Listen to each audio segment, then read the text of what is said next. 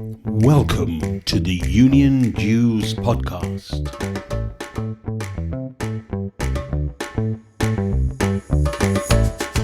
The UK's only all things union show.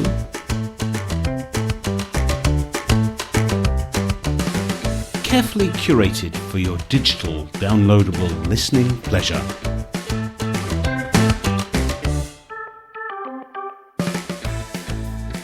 Hello, and welcome to a brand new series of Union Dues, the UK's only all things union podcast.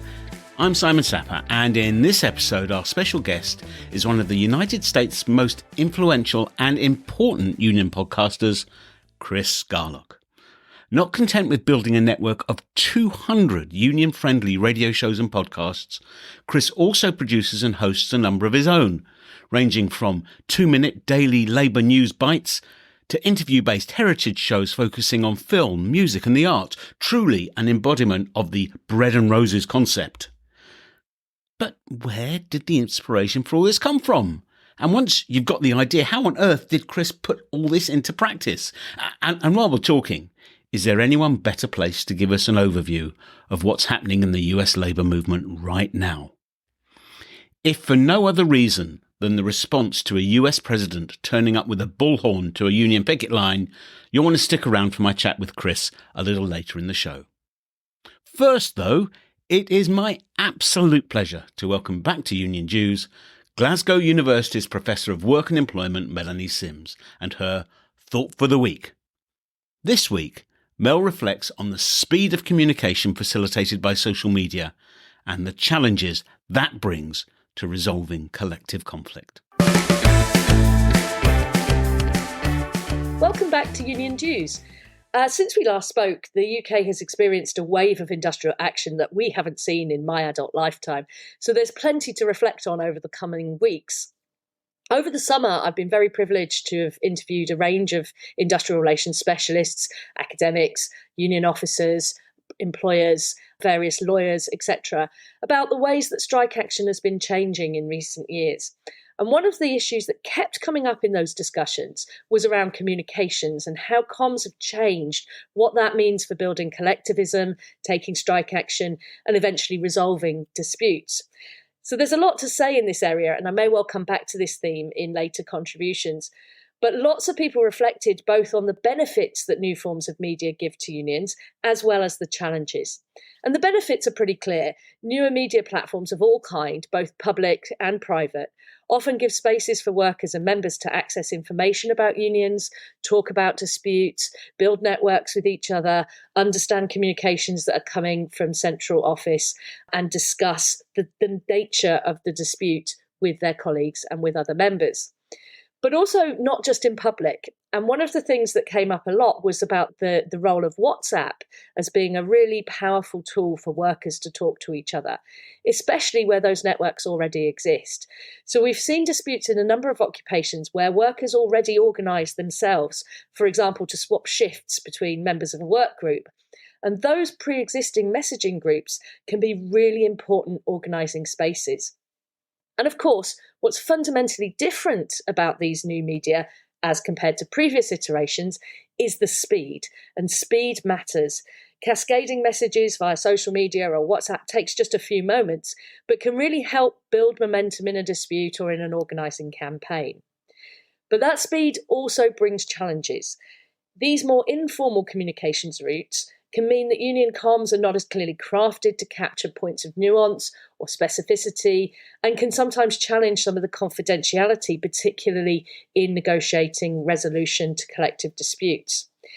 These newer communication channels can create the expectation that members are constantly kept up to date at every moment of every turn in negotiations.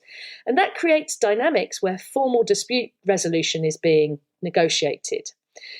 Those negotiation processes often take weeks or months across many, many meetings. And one of the things I think we're all learning from this round of disputes is there really is a job for union comms teams to work out how to take advantage of the appetite for information at speed, whilst also balancing the need for confidentiality and the complexity of collective negotiations. It's becoming clear that the speed of comms in contemporary disputes brings both new challenges and new opportunities for unions, for their activists, and for their members. So starting conversation about what we're all learning seems to me to be a really important opportunity. And this episode seems to be a really useful starting point for that conversation. Thanks very much indeed, Mel. It's really good to have you back. Now, when Chris Garlock told me he was taking a walking tour the whole length of the Thames, he asked if I could put together a ramble around some significant union sites associated with the river. As a born and bred Londoner and a dyed-in-the-wool trade unionist, I thought, this can't be so hard. But I was embarrassed to have to admit it wasn't straightforward. I mean, let's think about this. Of course, there's Congress House itself, but I was a bit stumped otherwise. The docks are all gone. Caroon House, where the Labour Party was founded, has been demolished and redeveloped numerous times.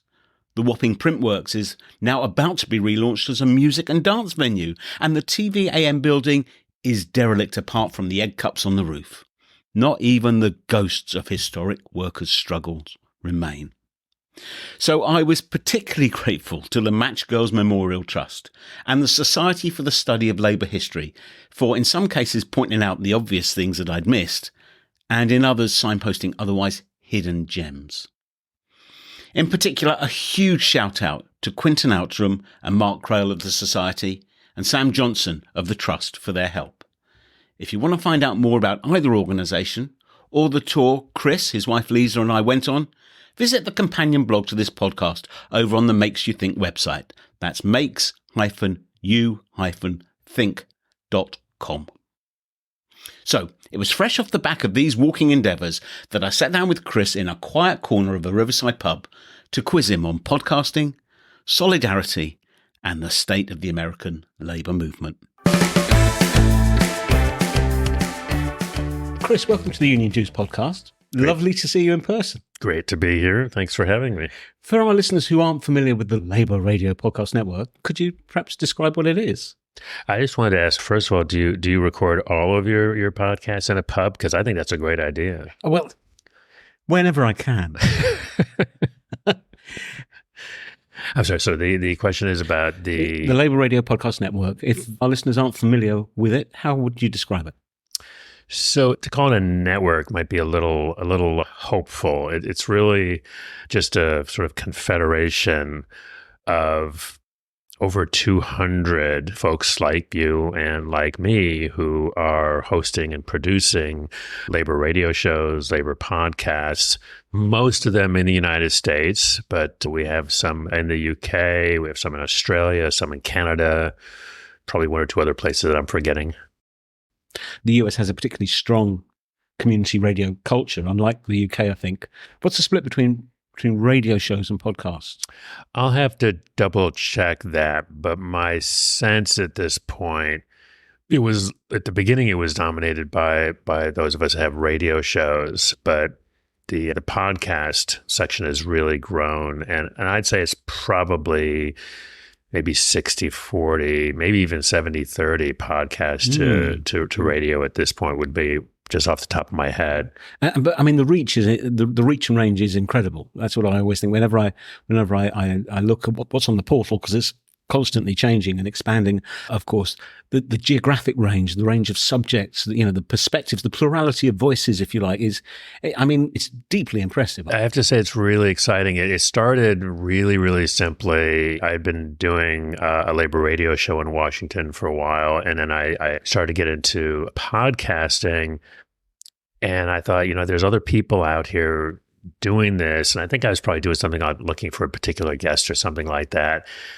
And so this was probably 4 years ago, and my original idea actually was to sort of organize like a conference call. That was a thing to get people all on a conference call. And then it really took off during the pandemic because we started getting together weekly on Zoom.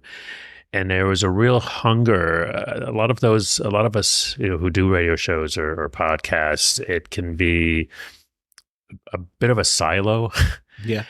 So, you're interviewing, but then you're producing and you're getting it out there. And so this ability on a weekly basis to meet other folks who are doing the same sort of thing. And some of it can be, quite ordinary. What kind of microphone do you like? Boom. What's a good boom? What's a bad boom? I'm looking for a guest on a certain topic. And so it can really be helpful with just some real sort of ordinary nuts and bolts things. And how did you get the idea for the network to start with? Really, solidarity. Yeah. Solidarity, the idea that there are other folks out there doing what I'm doing, and meeting up with you, getting to chat with you, getting a tour of London, a labor tour of London, which doesn't exist, but it did because of our connection. That's for sure. And so I think I'd say it's a basic idea of labor, solidarity. But the Labour Radio Podcast Network is not the only thing you do, is it? Oh, goodness, no. No, I have several radio shows that I do. I do a drive time 2-minute one called the Labour Radio Podcast Daily, which there's a weekly podcast version of that where we take excerpts from anywhere around maybe a half a dozen shows that are in the network, maybe 3, 4, 5 minutes from each show, pull them out. And it's a chance for folks to give a listen and say, oh, this sounds like a show I'd like to subscribe to.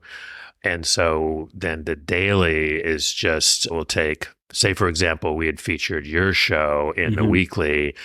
We'd have probably 5 or 6 minutes of the show in the weekly, but in the daily, we would take just like 30 seconds. And again, it's a chance for folks to again get a taste for the different shows. Yeah.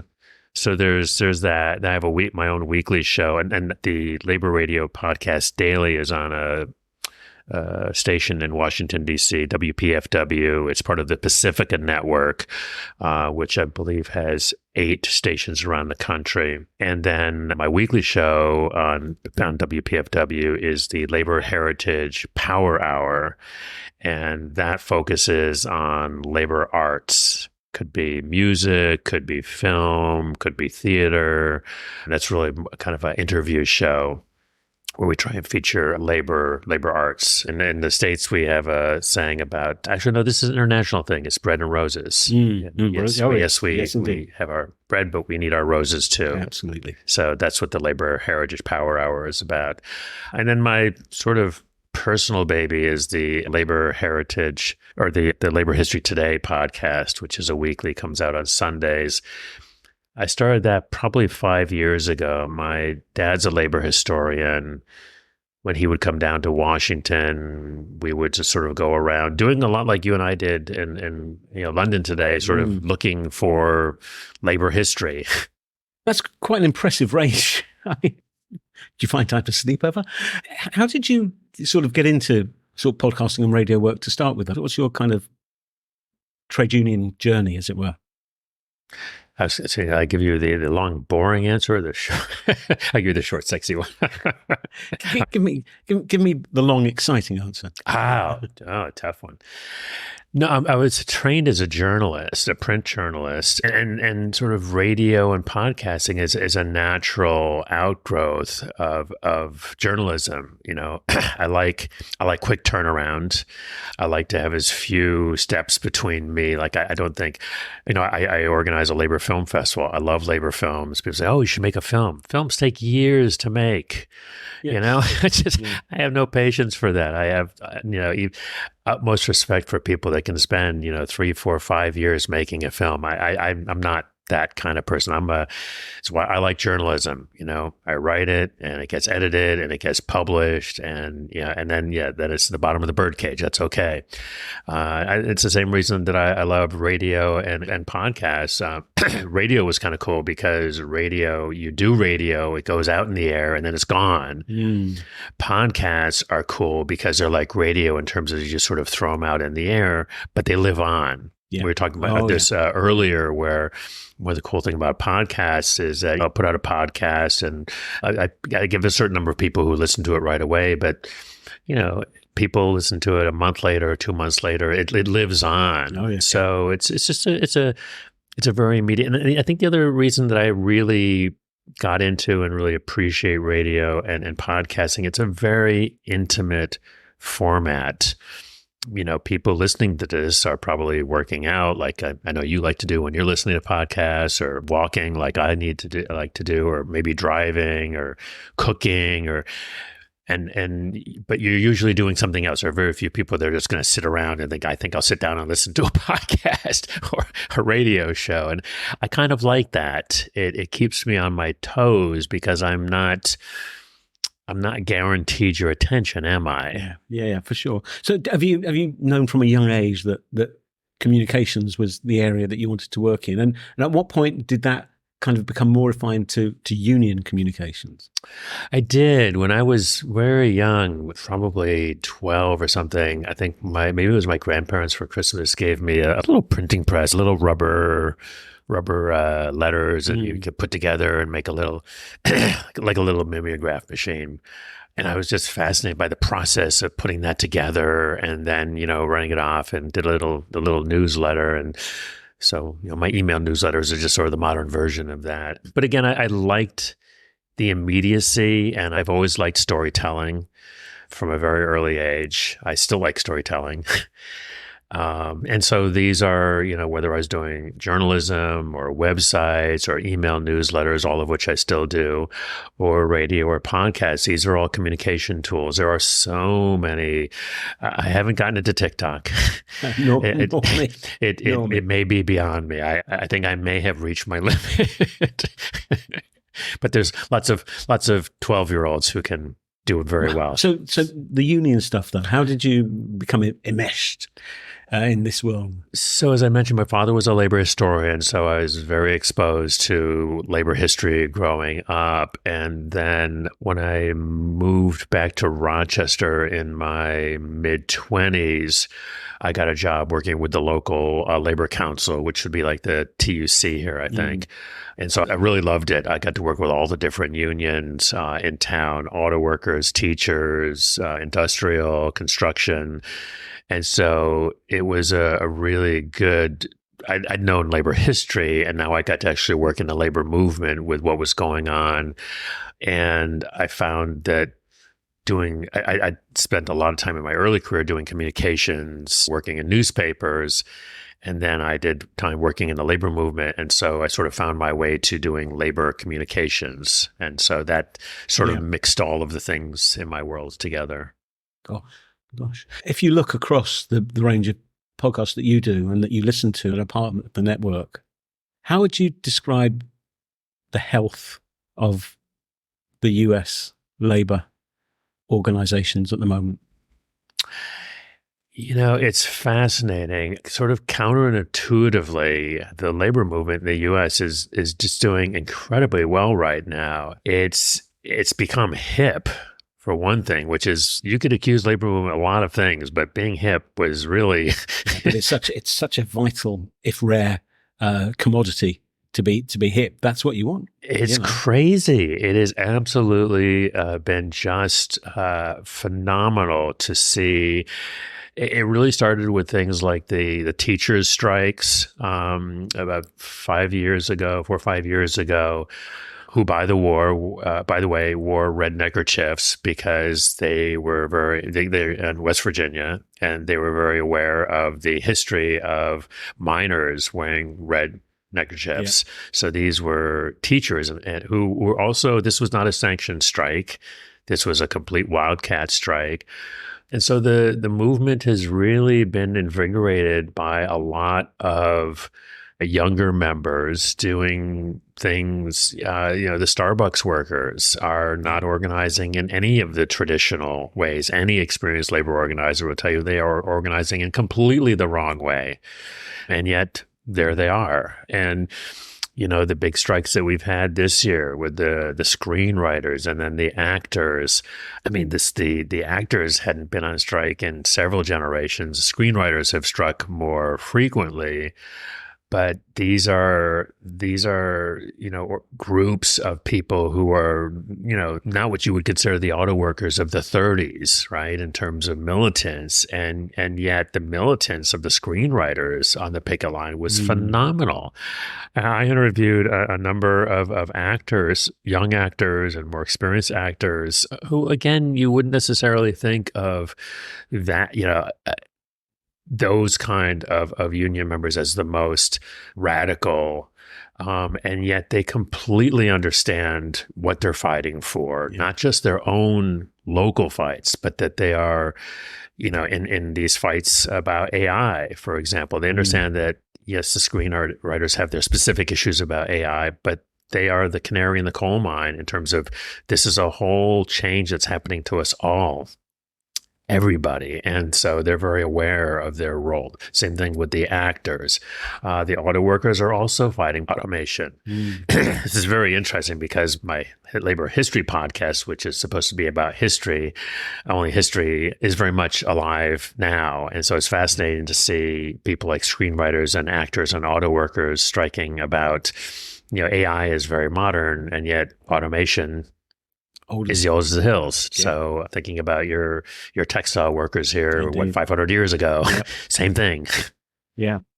A number of unions now have got new leaders, general secretaries, as we call them in the UK, who have come from not the traditional path, not the traditional pool. I mean, first of all, is that impression correct? And secondly, if it is, what does that mean?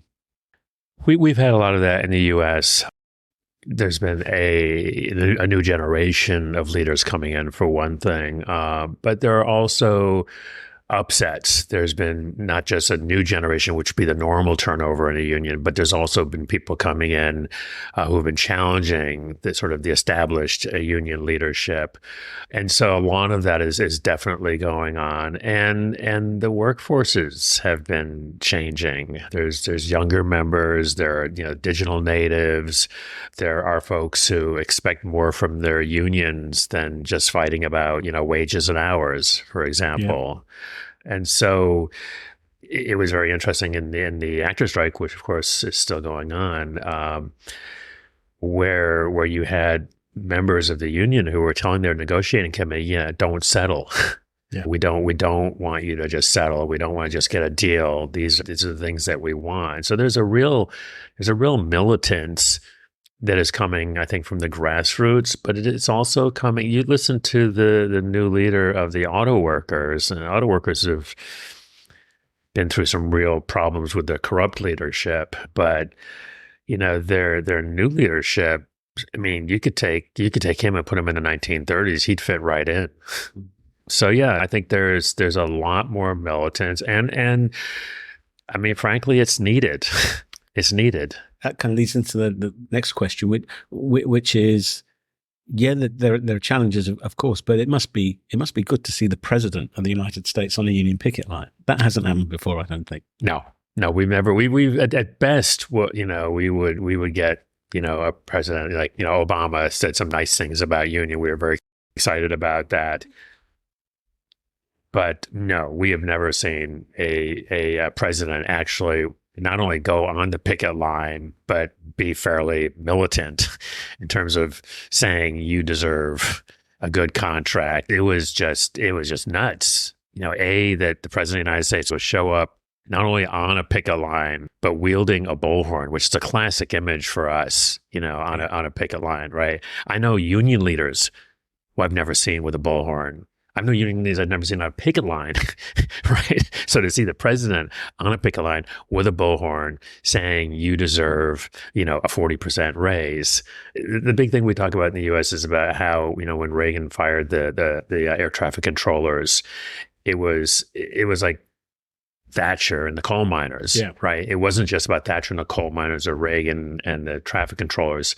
These are messages that go out across the country to every working person, to every union member. Says you got a target on your back. There's a change, right? This is like that in a good way. When you have the president on a picket line with a bullhorn saying, "I'm with you," it changes things. So whatever happens with that strike, which I'm sure they will win it, but it's much more important in terms of what it says to other people who are in a union who want more, people who are not in a union who may want a union. So yeah, it's critical. Yeah. Well, I mean, no doubt we will continue this discussion but virtually, and we'll hear the latest developments on new union leadership, the attitude of the president, the mood music in the country on one of your many podcasts. Oh, I'm sure. You can find them all on the Labour Radio Podcast Network, which your podcasts are both members of. Absolutely. And I can't thank you enough for the support that you and the network have given Union Days and Union Jews as well. So as I say, it's been great to meet you and talk to you, and best of luck. Thanks so much for having me. Cheers.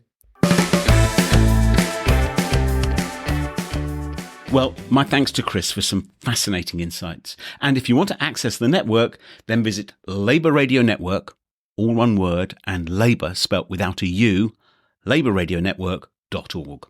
Full details, background and signposting, as ever, in the companion blog to this episode, which I know you know is over on the Makes You Think website. So that's about it for now. My thanks again to Mel and to Chris, and above all, to you for your company over the last half hour or so. You can contact the show by email at unionjews@makesyouthink.com, and you can find us on X at Jews Union. Although the way Musk is running the show, I don't honestly know how much longer we'll stay. Be that as it may, please do like, share, and review and rate. It really is appreciated. You can access all episodes of the show from your preferred podcast platform, and if you subscribe, then each episode will be delivered to you and you won't miss a thing. You can also, of course, access the show through the Labour Radio Podcast Network portal. And if you like what you've heard, then check out our sister show Union Days, shortlisted in the 2023 Independent Podcast Awards and also available from your preferred podcast platform. We'll be back in a couple of weeks when our special guest will be the redoubtable and deservedly revered industrial correspondent Alan Jones, looking both backwards and forwards on the relationship between unions, journalists and the media. Don't miss it. Until then, solidarity with all those fighting to defend and improve their working lives. Let's take good care of each other, and I'll see you in the next episode of Union Jews. Bye for now.